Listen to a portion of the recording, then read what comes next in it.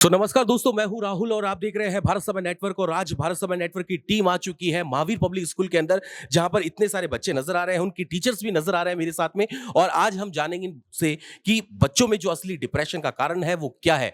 जब एग्जाम बहुत पास आ जाते हैं, बोर्ड एग्जाम हो या फाइनल ईयर एग्जाम हो या हाफ ईयरली एग्जाम हो, तो बच्चों के माइंड में, उनके थॉट प्रोसेस में बहुत चेंजेस आ जाते हैं। ऐसा क्यों होता है, आइए जानते हैं इनकी मुख जुबानी। तो कैसे हैं आप लोग सब? बढ़िया। थोड़ा जोर से बोलिए क्योंकि हम लोग ऊंचा सुनते हैं। बढ़िया। तो आपका नाम क्या है? अमन यादव। अमन यादव। और आपका? प्रियांशी। और आपका? जिया यादव। आपका? कृषिव।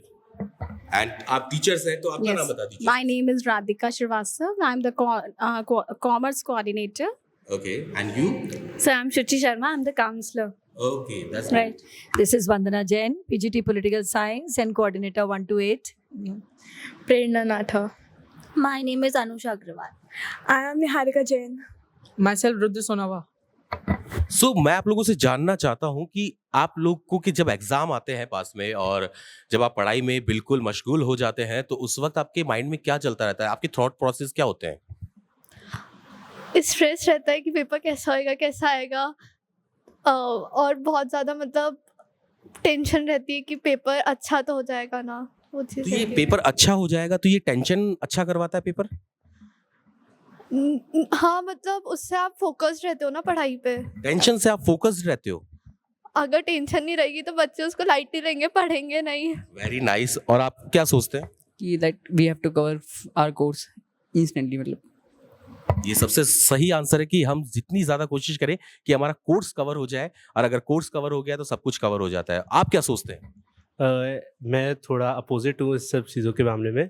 मैं इन सब चीज़ों को फ्रीली लेता हूँ क्योंकि मेरे को लगता है एंग्जाइटी डिप्रेशन ना पेपर ख़राब करवा देती है।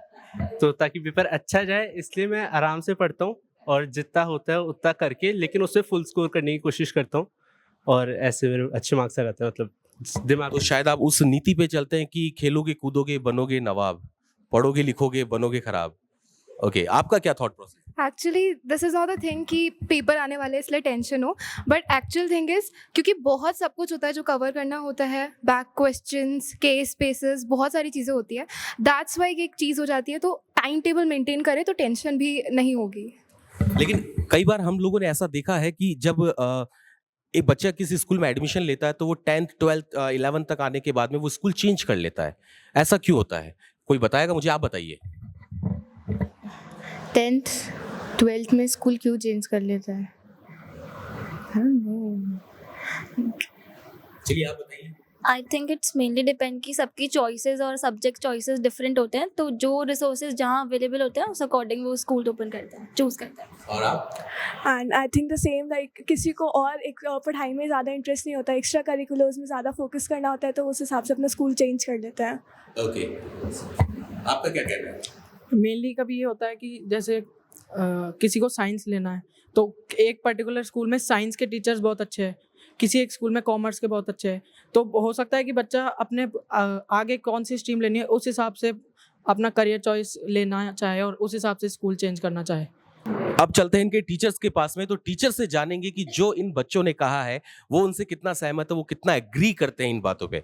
तो मैम आप बताइए। मैं सबसे पहले बोलना चाहूँगी कि we are handling so many childrens who are coming from a very different backgrounds, okay, and the most important the in each and every family the conditions are different. One, there may be the parent can be the cause, the reason behind parent loss. जैसे अभी हमारे 12th में हमारे दो बच्चे हैं जिनका अभी रिसेंटली पेरेंट लॉस हुआ है and they are in the 12th boards में हैं। अब आप बताइए वो एक इमोशनल कॉज से हम लोग कैसे, बहुत हमारे लिए डिफ़िकल्ट होता है। मी एज अ कोऑर्डिनेटर, जो रश्मि अग्रवाल मैम हैं, क्लास टीचर हैं, सब्जेक्ट टीचर्स हैं, हम लोग को ऐसे बच्चों से difficult, this is very challenging, बहुत चैलेंजिंग होता है कि ऐसे बच्चों से हम डील करें।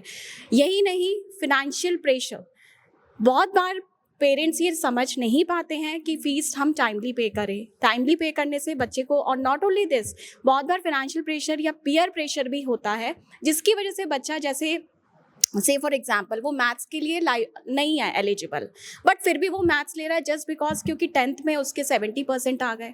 और ये कुछ रीजंस है जिसकी वजह से वो बच्चा धीरे धीरे slowly and gradually cover up नहीं कर पाता है और फिर जाके वो डिप्रेशन में आने लगता है, क्योंकि consistency is very much required.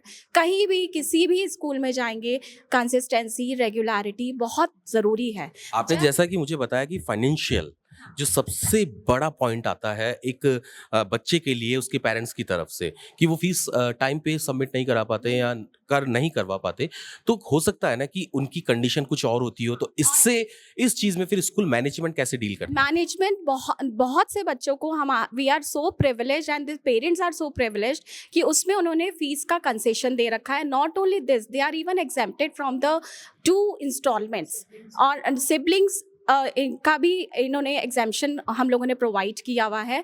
तो ये सब रीजंस को जानने के बाद हम लोगों ने एक ह्यूमैनिटी ग्राउंड्स पे ये सब एग्जाम्शंस दे रखे हैं।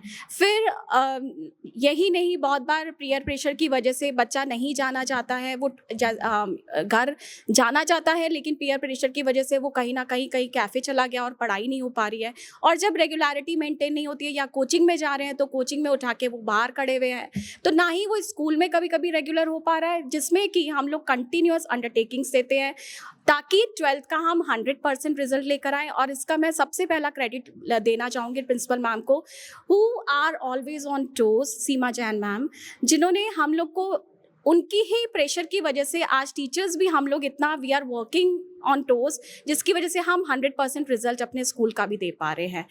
चाहे कैसा भी बच्चा बिलो, देखिए अच्छे से तो हर कोई कर लेता है, चैलेंज तो उन बच्चों के साथ होता है जो बिलो एवरेज है।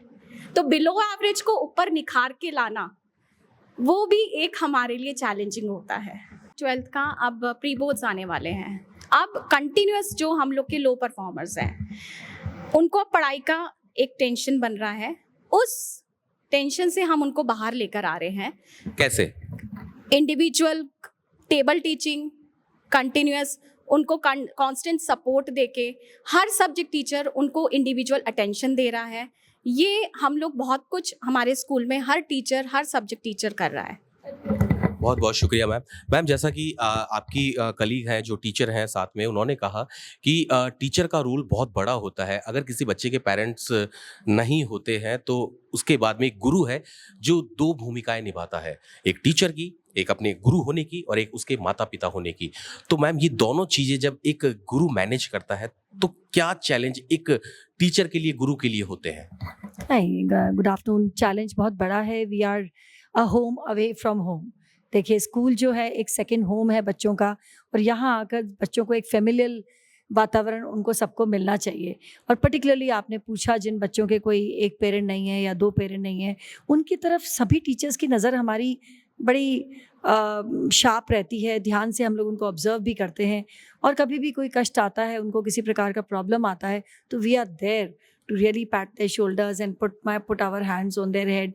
तो वो प्यार और वो संभाल वो स्कूल में बहुत अच्छे से करते हैं।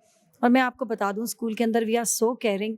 किसी की भी डेथ होती है घर के अंदर, प्रिंसिपल मैम हमें यहाँ से ऑनरेबल मैनेजमेंट बैठक में भी भेजते हैं, उनके घर भी भेजते हैं, कंडोलेंस चिट्ठियाँ जाती है स्कूल में या असेंबली में, हम लोग सबको इस बात से अवगत कराते हैं। So all these measures are taken to take care of those children in the school. और स्कूल कम्युनिटी में, फ्रेटर्निटी में हम इस बात को अच्छे से बता देते हैं कि देखिए इस बच्चे के साथ ध्यान देना है। तो that pressure is relieved after some days to make the things lighter. बच्चों को क्लास में काउंसिल करते हैं, काउंसलर मैम जो है हमारी सुची मैम वो करती हैं कि बच्चा जो आया इसको उस बात से अपने को उस प्रेशर से रिलीव करना है, वो जो भी स्ट्रेस घर में हुआ है उसको हटाना है और उसको ये जाहिर करना है कि we all are there with you, हम हैं आपके साथ, that kind of. And then the management is there, then the principal is there, वो सब सपोर्ट ऊपर से भी होता है। So that goes on. Ma'am कितने साल हो गए आपको इस स्कूल के अंदर? 28 years 28 years 28 ईयर्स, ये काफ़ी ज़्यादा लंबा वक्त है। और कहते हैं कि वक्त कभी किसी के लिए रुकता नहीं है, लेकिन किस्मत बदलती ज़रूर है। और अगर ऐसे टीचर हैं तो किस्मत ज़रूर बदलेगी इन बच्चों की। वेल आप इस स्कूल के अंदर हैं और इस स्कूल के अंदर टीचर, आप काउंसलर भी हैं, तो कैसे बच्चों की काउंसलिंग करती हैं? सर बहुत इंपॉर्टेंट है उनको वापस से बैक ऑन ट्रैक लेकर आना, क्योंकि जब बच्चे मेरे पास आते हैं थोड़े से भटके हुए आ रहे होते हैं। भटके हुए कैसे? एज इन थोड़े से पजल्ड आते हैं. Lot of things are going on in their head. So for me it is very important their holistic development. जो पजल्ड नेचर है we have to take care of it. उनको sort out करना, जो problems है उनको area by area लेना, and one by one we have to clear it everything out. So जब मैं कभी भी काउंसिल करती हूँ, first everything has to go in depth, पूरा चीज़ें. Even me, the teachers are also counselors, so they take care in the classroom setting. I take care here as well. तो सारी चीज़ें जो होती है, it's for the betterment of the child. जैसे बच्चे ने बोला कि कुछ बच्चे हैं जो ना एग्जाम को in a very positive way they take. For them it is not a pressure. Stress is again two types: you stress, negative stress. So जो बच्चे पॉजिटिव लेंगे वो परफॉर्मेंस इंक्रीज करते हैं. जहाँ ये नेगेटिव, सभी लोगों को पता है कि हर चीज़ के दो पहलू होते हैं, हर चीज़ के दो पहलू होते हैं और सिक्के के भी दो पहलू हैं, तभी हम टॉस करते हैं हेड और टेल और हार और जीत का पता चलता है. लेकिन सबसे बड़ी बात यह है कि जब बच्चा आपके पास आता है, एक स्टूडेंट आता है आपके पास में, एक न्यू कमर आता है आपके पास में और वो बिल्कुल आपसे स्ट्रेंज होता है, उसके बारे में आपको जीरो पता होता है, तो उस वक्त आपका सबसे बड़ा चैलेंज क्या होता है? चैलेंज सबसे बड़ा है ये उनका ट्रस्ट गेन करवाना कि आप जो बताओगे वो मेरे पास रहेगा. जो भी आप बोलोगे आप it has to be like confidential thing. So just be very open, like let the heart speak. Whatever is it, let me know. ताकि जितना मैं कर पाऊँ, जितना टीचर्स कर पाएँ, we all can help you out. So we take care of it in a very positive way. तो बच्चे जब आते हैं, मैं यही देखती हूँ कि पहले जो कुछ सेशन जाते हैं वो बिल्कुल ट्रस्ट पे जाते हैं. धीरे धीरे बच्चा ओपन अप होना स्टार्ट करता है. Then we know the real problem. फिर जो बच्चा कुछ होता है 20%, 10%, वट एवर इज लेफ्ट, फिर वो ओपन अप होता है इन द कमिंग सेशंस. तो वो पूरा ना फिर ऐसे उनकी लाइफ हिस्ट्री आ रही होती है. From then onwards then the session starts. अच्छा, मैं एक सिंपल सा क्वेश्चन पूछना चाहूंगा आपसे कि आजकल मोबाइल जो है, मोबाइल का क्रेज बच्चों के अंदर बहुत ज्यादा है. बच्चे सबसे ज्यादा मोबाइल देखते हैं और मोबाइल पे अपनी रील्स अपलोड करते रहते हैं. उतना वक्त अगर वो स्टडी में लगाए तो क्या मायने रहेंगे इस चीज के, और मोबाइल कितना फायदेमंद है उन बच्चों के लिए और कितना ज्यादा हानिकारक उन बच्चों के लिए? मोबाइल सर किसी के लिए ही इतना पॉजिटिव नहीं है, to be very honest. Even if I say, मेरे लिए भी नहीं है. So because we'll be wasting our time there. We think कि सिर्फ 15 minute we'll give it to the Instagram और let's say all the digital app, but हम mostly उस पर 1 hour 2 hour we are giving it there. So for a student it is very important to realize this fact कि for now when the pressure or let's say when the tension is on the peak, we have to take care of the studies first. All the priorities has to be set. So for that matter, everything that is distracting a person, distracting a student right now during the exams, we have to cut that down. So digital being the priority, we have to cut that down. We have to control our mind, we have to control the body. In case we feel कि चलो phone use करना है, we have to stop. लेकिन आप मुझे ये बताइए कि अगर किसी बच्चे का फोन आपको दिख जाता है क्लास के अंदर, क्योंकि स्कूल है, स्कूल के अंदर आज के टाइम में सब बच्चे फोन लेके आते हैं, तो फोन लेकर आने के बाद में जब सब बच्चे फोन लेके आते हैं और वो फिर क्लास के अंदर भी फोन चलाते दिख जाते हैं, आधे से ज्यादा टाइम वो फोनों पे रहते हैं, तो वो फोन अगर आपकी नजर चली जाती है उस वक्त, तो क्या आप उनका फोन जब्त कर लेते हैं? सर नॉर्मली हमारे यहाँ पे नहीं होता है. हम in the we have to follow the protocol. हम लोग सुबह ही we collect all the phones. तो ये हमारा रूल है. Even students are so good, वो भी कोऑपरेट करते हैं इस चीज़ में. वो बिल्कुल ऑनेस्टी से even if they have the phone वो पहले ही निकाल के दे देते हैं. तो वो हमारे एटलीस्ट इधर इतना प्रॉब्लम नहीं है कि हमें फ़ोन का इशू आ रहा है कि बच्चे क्लासरूम में फ़ोन ओपन करें. वो यहाँ पर इशू नहीं रहता. कितना टाइम हो गया आपको इस स्कूल के अंदर? 6 to 7 months are there. 6 to 7 months. Okay. तो बहुत ही कमाल की चीजें आज पता चली दोस्तों हमें कि एक गुरु अपने बच्चे के माँ बाप के बाद में गुरु है जो दो भूमिका निभाता है. कहते हैं कि जिसके सर पे गुरु का हाथ होता है, कहते हैं कि माँ जमीन होती है और पिता आसमान होता है, और जिसके पास गुरु होता है वो तकदीर का पहलवान होता है. वेल, ऐसे गुरुओं को सलाम है जो बच्चों को इतनी अच्छी शिक्षा देते हैं और बच्चों को एजुकेट करते हैं, और बच्चा गलत राह पे चला जाता है तो गलत राह से उसको सही राह पे लाने का काम एक गुरु का होता है. इसीलिए कहते हैं कि जिंदगी में बहुत सी चीजें पहली बार होती है, जब वो होती है तो बड़ी कमाल की होती है, और कमाल होती होती बेमिसाल होती है. वेल, आप भी ऐसी ही बेमिसाल चीजें करते रहिए और ऐसे गुरुओं का आशीर्वाद लेते रहिए. मैं राहुल कैमरामैन विष्णु के साथ, भारत समय नेटवर्क.